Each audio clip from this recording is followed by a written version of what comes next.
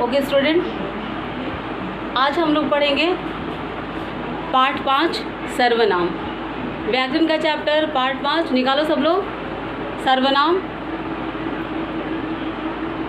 सबसे पहले हम सर्वनाम की परिभाषा जानेंगे कि सर्वनाम किसे कहते हैं। संज्ञा के बदले में आने वाले शब्दों को सर्वनाम कहते हैं। जैसे संज्ञा अगर है राम, सीता, मोहन, कोई भी नाम, जैसे ताजमहल एक अच्छी जगह है, ताजमहल एक बहुत बड़ी इमारत है, तो ताजमहल की जगह पर अगर हम लोग बोलेंगे वह बहुत अच्छी इमारत है, तो वह क्या हो गया? सर्वनाम हो गया, क्योंकि वह संज्ञा के बदले में आया हुआ है। इसलिए सर्वनाम की परिभाषा है संज्ञा के बदले में आने वाले शब्दों को सर्वनाम कहते हैं।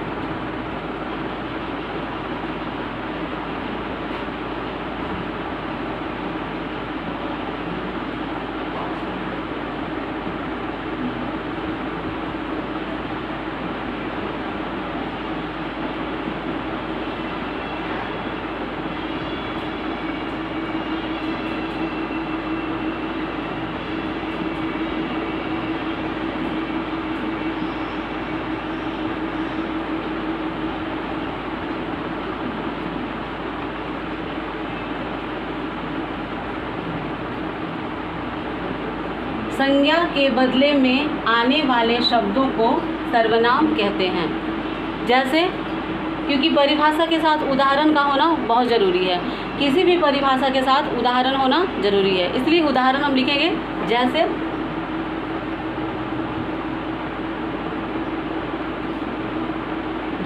वह,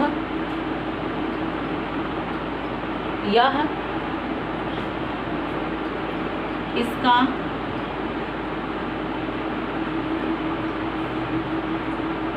उसका आदि।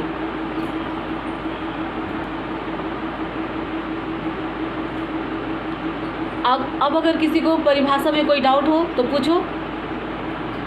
ओके, अभी हम आगे बढ़ेंगे। परिभाषा के बाद आता है भेद।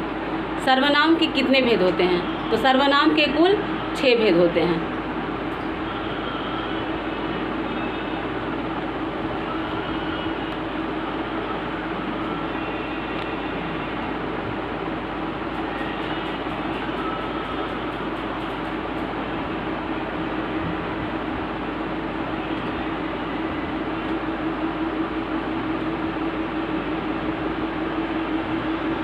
सर्वनाम के 6 भेद होते हैं। पहला, पुरुषवाचक सर्वनाम।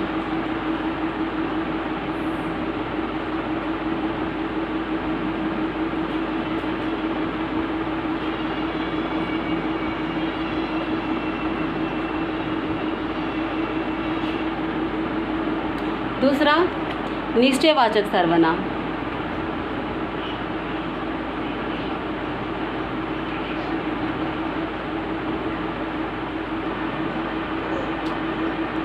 सर्वनाम, पुरुषवाचक सर्वनाम, निश्चयवाचक सर्वनाम। तीसरा,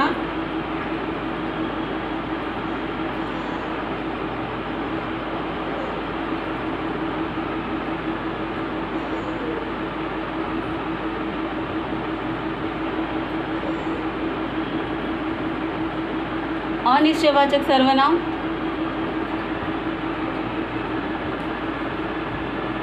चौथा,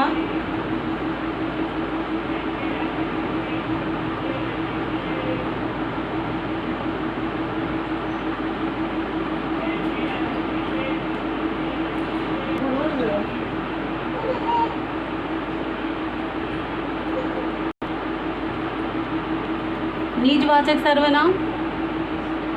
पांचवा,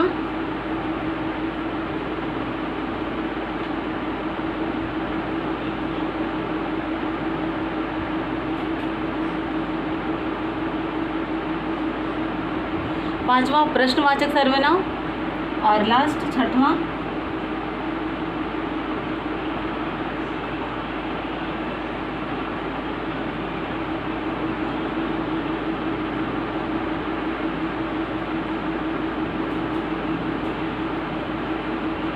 संबंधवाचक सर्वनाम। तो ये हुए सर्वनाम के भेद। पुरुषवाचक सर्वनाम, निश्चयवाचक सर्वनाम, अनिश्चयवाचक सर्वनाम, निजवाचक सर्वनाम, प्रश्नवाचक सर्वनाम और संबंधवाचक सर्वनाम। सर्वनाम के ये 6 भेद होते हैं।